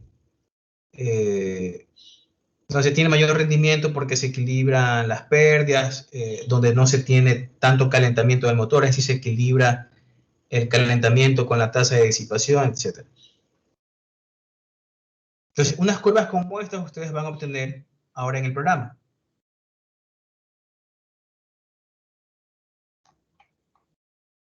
Ok, entonces en la primera parte, aquí hay que arrastrar ciertos elementos para hacer la prueba, que ya es la primera práctica. Preguntas hasta aquí, por cierto. Ya.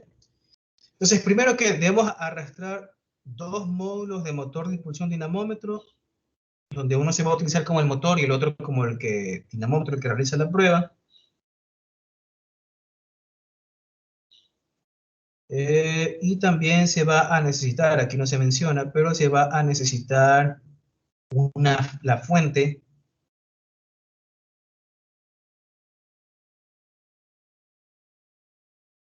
Ya, a ver, aquí está. Fuente de alimentación, la interfaz de adquisición de datos y dos equipos de motor de impulsión y dinamómetro. Entonces vamos con eso primero. Entonces, así es la interfaz, ¿verdad? Aquí nosotros vemos la librería. Vamos a buscar el que está como motor de impulsión o dinamómetro. Aquí. O incluso primero la fuente. Vamos a utilizar la fuente de alimentación 8821, que es la más completa. Arrastran y sueltan en ese primer espacio. ¿Ya? Luego vamos a buscar el motor de impulsión dinamómetro que está un poco más abajo, que tiene un código 8960. Vamos a poner dos, uno aquí y otro acá.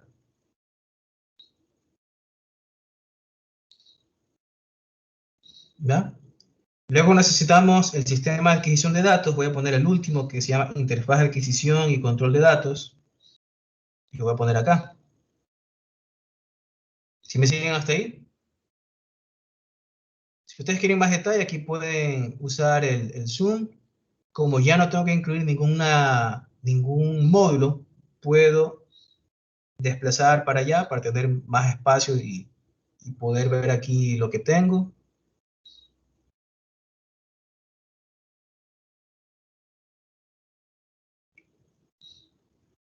Entonces ya están instalados los equipos. Hay que acoplar mecánicamente el motor con el dinamómetro. ¿Ya? ¿A qué me refiero con esto? El dinamómetro, recuerden, es como cuando yo ponía el dedo en el motor y lo iba frenando, solo que es más sofisticado porque me permite medir, digamos, qué tanto torque de frenado le estoy aplicando, que sería el torque del motor, la velocidad del motor y, bueno, otras mediciones que también puedo hacer. Pero para eso necesito una forma de conectar quien va a hacer la carga con el motor. ¿Cómo hago esto? Por medio de una banda dentada. En otros casos las conexiones a veces son de frente, se pone algún tipo de acople flexible. Para eso yo tengo que dar clic derecho en los dos módulos del motor de impulsión y dar a la opción de bajar el panel frontal. Una vez que se ha bajado el panel frontal, si se dan cuenta cómo se pone el cursor, se pone como una manito, le doy clic acá, y le doy clic acá, y ahí queda la banda dentada que une al motor con el dinamómetro.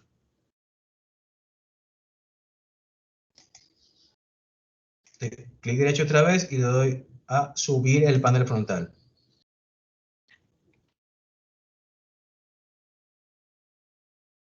¿Ya? Es en la fuente de alimentación que todo está apagado, que la perilla esté en cero, y luego conectar la alimentación de baja potencia al sistema de adquisición de datos y a los módulos usando la fuente de 24. Ya, aquí tengo yo la fuente de 24. Esta es la que se utiliza para alimentar a la interfaz. Ahora, en el equipo real, este es un cable coaxial, es decir, que incluye en sí mismo el positivo y el negativo.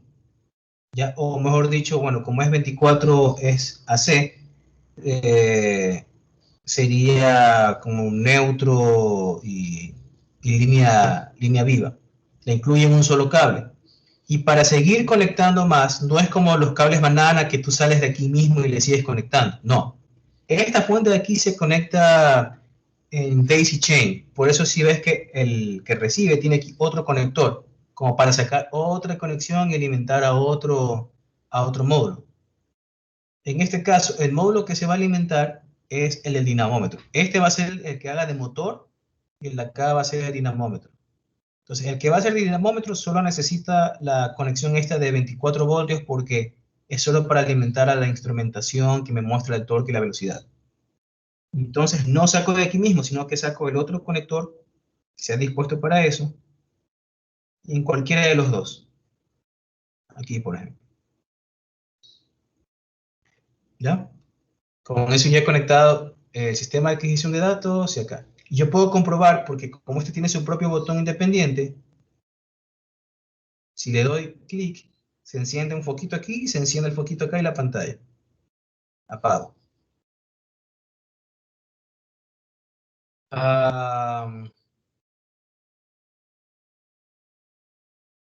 En el módulo de motor de impulsión hay que configurarlo de la siguiente forma. Que el modo sea motor de impulsión, en el que va a ser de motor y que se visualice la velocidad. Como este va a ser motor,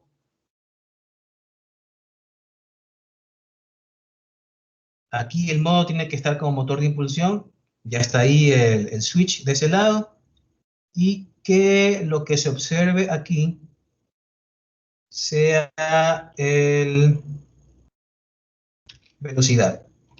Ahora, aquí también yo necesito la alimentación en daisy chain, la puedo mover acá por último,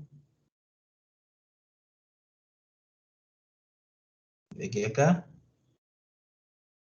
enciendo,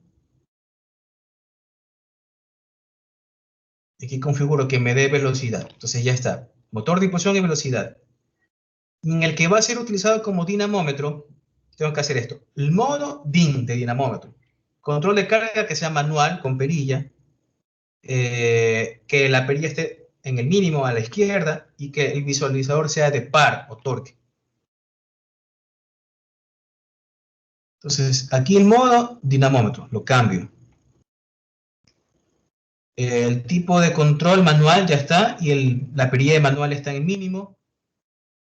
Acá le cambio el visualizador a par. Ahora me muestra el torque en newton metros.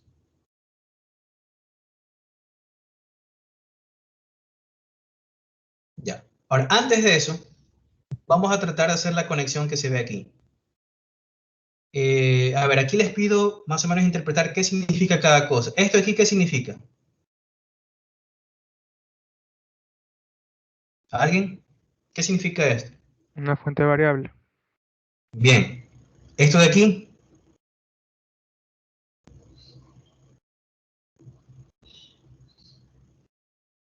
¿Alguna idea de qué significa esto? A veces lo ven más bien de forma redonda estos dos. Aquí lo han puesto cuadrado, pero ¿qué significaría esto? Amperímetro. Eso. Amperímetro y acá. Voltímetro. Ajá. Bien. Como ven, el amperímetro en serie y el voltímetro en paralelo. Esto va y alimenta al que va a ser de motor. Esto que ven como TN son las... bueno, aquí... Bueno, tiene salidas, pero no se las utiliza, las de torque y velocidad, porque eso lo vamos a sacar del equipo dinamómetro. Entonces, este es el motor. Esta línea punteada significa la conexión mecánica por banda. Este es el dinamómetro. Y aquí están las salidas de torque y velocidad que se van a registrar en el sistema de adquisición de datos. Entonces, por favor, traten de hacer esta conexión. Bueno, no nos queda mucho tiempo. Yo creo que lo voy a mostrar por esta vez yo. Pero por lo menos ya respondieron. Aquí va un amperímetro en serie y aquí va un multímetro. Entonces, ¿cómo hago esto? Para las conexiones solo dan clic y clic en el origen y clic en el destino. Como requiero fuente DC variable, aquí busco. Esta dice 120 voltios, 2 amperios. Esa es la fija. La que dice 0-120 es la variable. Entonces, esa es la que voy a utilizar. Y este es el que va a ser de motor. No voy a conectar directo, porque de una vez voy a salir de aquí, conectar a un amperímetro y de ahí voy a llegar acá. Entonces, parto de aquí, llego a la bordera roja del amperímetro, salgo del amperímetro y llego acá. Ahora, tengo dos, eso es porque la una es de 4 amperios y la otra de 40 amperios. Con la de 4 amperios es suficiente. Entonces salgo, voy al amperímetro, salgo del amperímetro, llego aquí, ya la salida, ahí sí puedo mandarlo directo a neutro. Si quieren cambiar de color, ahí cuando está en blanco,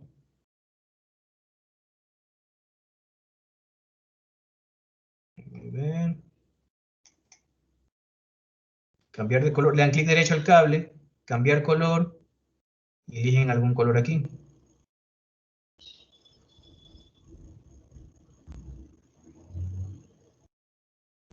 Por ejemplo, el gris. ¿Ya? Y ahora, en paralelo se conecta el voltímetro. Entonces puedo usar aquí las mismas borneras y hacer que aquí se conecte con este y que de aquí se conecte con este. Ahí está en paralelo. Y le cambio el color.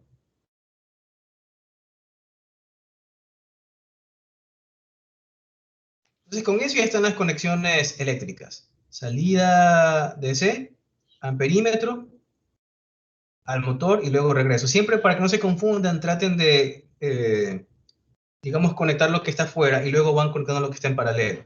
Y luego en paralelo, que bien podría ser en la fuente o bien podría ser en las borneras del motor, pongo el multímetro.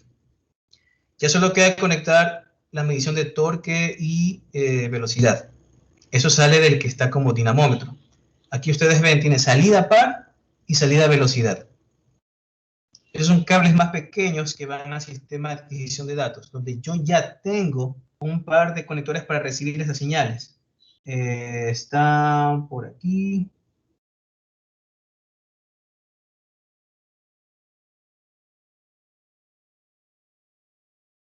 Ya voy a mover esto un poco. Ahí. Aquí en entradas analógicas, en la 7 y la 8 dice 7-T y 8-N. La T es de torque y la N de los RPM, o la velocidad. Entonces tiene que ir en concordancia con esos. Tienen que conectarlos. El dinamómetro, que es el de acá, recuerden, son equipos iguales pero están configurados diferentes. Saco la salida de par y la conecto donde dice 7T por torque, par o torque. Le cambio el color, lo voy a poner amarillo, por ejemplo.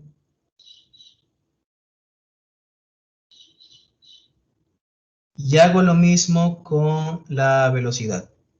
Salida de velocidad a 8N.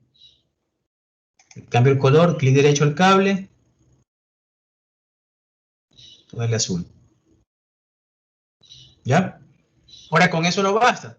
Así como cuando hacen, digamos, mediciones con, por ejemplo, en Arduino, no solo es conectar a la entrada analógica, también tiene que haber una referencia, que es tierra. También hay que hacer eso aquí. Y esa referencia de tierra ustedes la ven acá. ¿Sí ven? Incluso está el símbolo. Sacan de aquí y van a la tierra para las señales analógicas, que son las que están acá. Cualquiera de las dos puede ser.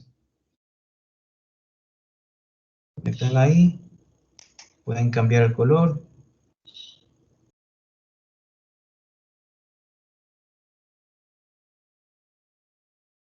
Ok. Y ahora sí tenemos todo conectado.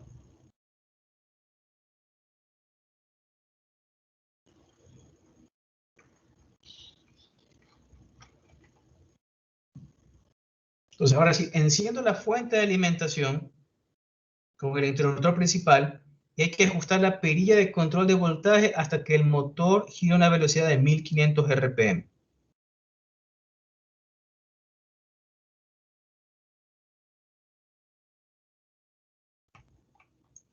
Y aquí faltó algo que era...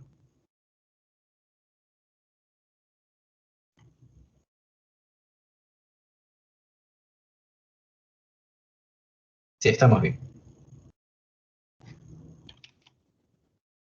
Ya, entonces, comenciendo, este es el elemental principal. Recuerden, tiene que estar encendida esta fuente para que esté encendida la instrumentación y el sistema de adquisición de datos. Y la idea es, yo voy a aumentar esto hasta que el de velocidad que estaba acá me dé, ¿cuánto? Me dé 1500 RPM.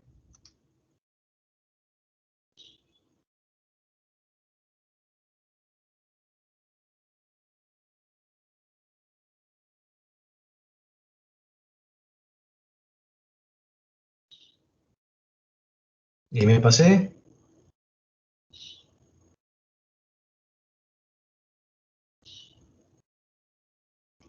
Hay más o menos 1502 RPM.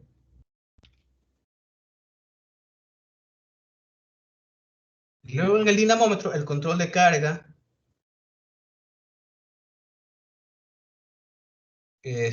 hay que ajustarlo hasta que me dé 1 Newton metro.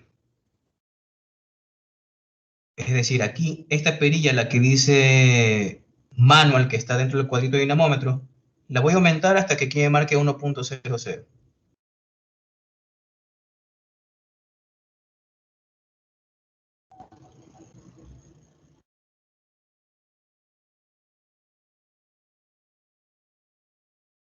Ya, 1.04. Entonces aquí deberán anotar, esta es parte de los cálculos que deberán ingresar en el sistema cuando ya se haga el cuestionario en línea. Los RPM que les dio y cuánto fue el torque, el par de salida. ¿Ya? Y luego calcular la potencia mecánica del motor, empleando los valores de velocidad y el par de salida que anotaron en la primera parte, que pueden utilizar cualquiera de las dos fórmulas, más se les va a pedir que trabajen en Newton metros con un sistema internacional, y pondrán el cálculo en watts. Y luego más abajo hay que notar la que aparece en los aparatos de medición. ¿Cómo abro yo los aparatos de medición? Hay varias formas, pero la más fácil es, le dan clic donde dice aparatos de medición, este símbolo,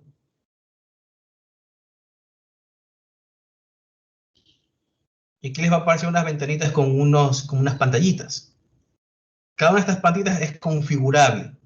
Pero lo primero que hay que hacer es habilitar la adquisición continua de mediciones. Y para eso le dan clic donde dice regeneración continua.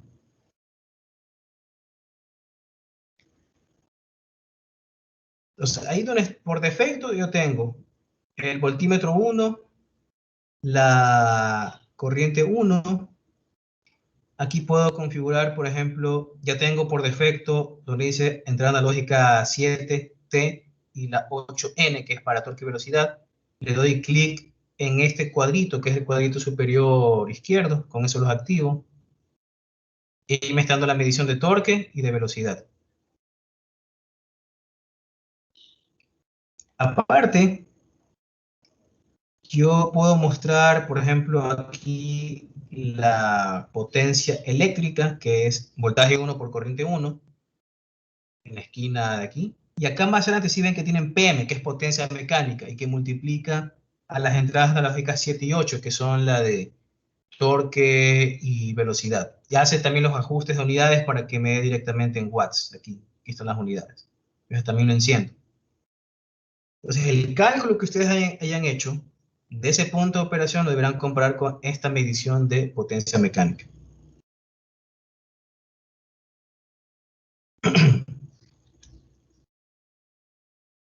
¿Qué más? Bueno, aquí hay unas preguntas relacionadas con esos, con estas mediciones. Por ejemplo, te preguntan cuánto es la potencia de entrada, que es la potencia eléctrica, la medida a la que salen aparatos de medición. Aquí hay más preguntas, más cálculos. Calcula el rendimiento, que es potencia mecánica para la potencia eléctrica por 100. ¿Cuánto me da eso? Está calculado con lo que ustedes han anotado y luego el rendimiento que también se puede configurar en el aparato de medición. Por defecto no viene, pero si se dan cuenta aquí hay 3 que no tienen configurado nada y ustedes los pueden configurar. Primero lo activo, o mucho le doy, donde dice ninguno, si me abre esta ventana y aquí puedo elegir qué es lo que quiero medir. Y por aquí tengo rendimiento. ¿Y cómo calculo rendimiento? Aquí la fórmula más cercana es aquí, dice PM sobre P1. PM es potencia mecánica, que está acá, dada por torque y velocidad. Y P1 era la que multiplicaba voltaje 1 con corriente 1. Obviamente, para que se calcule bien eso, ustedes deben haber elegido el voltímetro 1 y el amperímetro 1. Si conectaran cualquiera de los otros dos, ahí se daña esa medición. Entonces, estas es las que voy a elegir. Voy a aplicar, aceptar. Me está dando un 61% más o menos de rendimiento, el medido. Ya, luego vamos a ver rendimiento en función de la potencia mecánica de salida. A ver, aquí parece que esta parte no me va a alcanzar el tiempo, así que lo más posible es que cuando termine la jornada de hoy, porque tengo otro curso de actuadores, como les dije, yo me vuelvo a conectar solo a la sesión y les dejo mostrando cómo se hace esta parte de aquí. Pero aquí es donde se hace la típica prueba de dinamómetro. La típica prueba de dinamómetro no es de un solo punto, sino que tú vas aumentando el torque de resistencia o el torque de frenado del motor y vas viendo todos los parámetros. Y vas armando la tabla y con eso la curva. Pues la rendimiento en función de la potencia mecánica. Preguntas hasta ahí. Esta partecita yo se las voy a dejar grabada para que la puedan ver rápido después. ¿Preguntas? Profesor, disculpe, solo una pregunta. En cuanto a configuración de las mediciones, ahí me perdí un poquito, no recuerdo especie. ¿En qué parte? El primero queda como voltímetro, el segundo, no sé muy bien qué se configuró ahí. O sea, recuerdo el quinto. O sea, abres tú esto, ¿verdad? Ajá. Y así como está por defecto, te van a aparecer por ejemplo, los 3 multímetros que son E1, E2, E3, los 3 amperímetros I1, I2 y 3, que son en el orden que aparecen aquí en el sistema de adquisición de datos. El único que no aparece es el cuarto. Hay que hay un cuarto voltímetro y un cuarto amperímetro. Ese es el que no aparece. Pero por defecto están, no, están los 4, de hecho. ¿Ya? Eso te aparece por defecto. Ahora, lo ideal es que cuando hayan hecho la conexión hayan elegido por lo menos que coincida amperímetro con voltímetro, que sean el 1 y 1, o 2 y 2. Porque aquí, más abajo, automáticamente, ya está la multiplicación de voltaje por corriente. Entonces, si los hiciste cruzados, es como que se daña un poco el cálculo, tienes que hacerlo manualmente. Entonces, si activas, que esto lo activas con este cuadrito, te aparece la medición. Si no te aparece la medición, tienes que ver si tienes regeneración continua. Regeneración continua quiere decir que está tomando datos, está muestreando de forma continua. Y que si yo hago un cambio aquí, se va a reflejar acá. Por ejemplo, si aquí yo... ¿dónde está?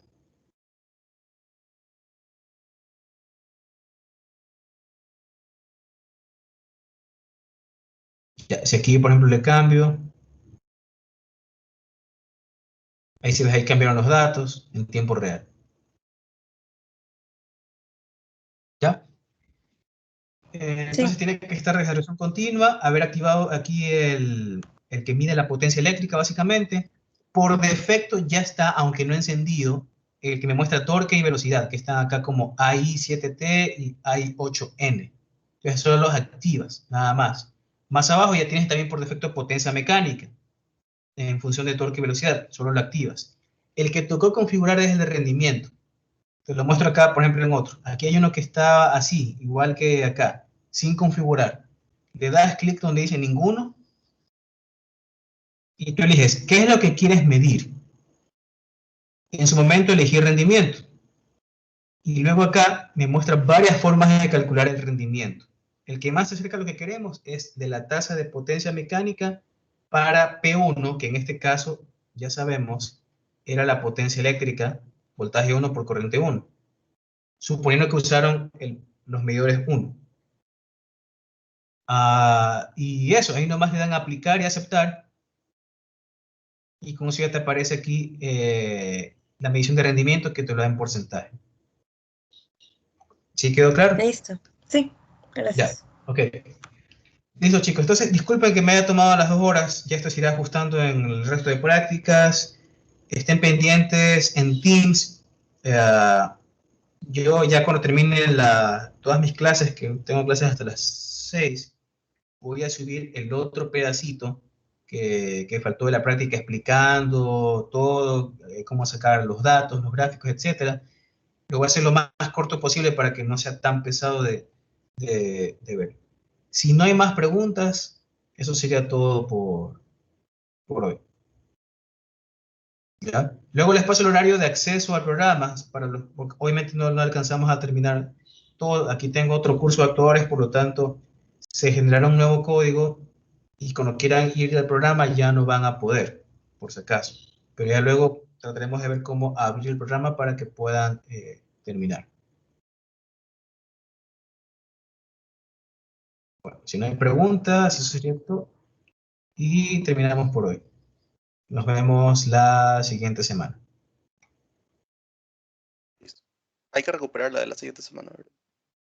Sí, estén pendientes de aula virtual. Casi todo va a ser por aula virtual, las comunicaciones, pero igual voy a avisar en Teams para que revisen links de,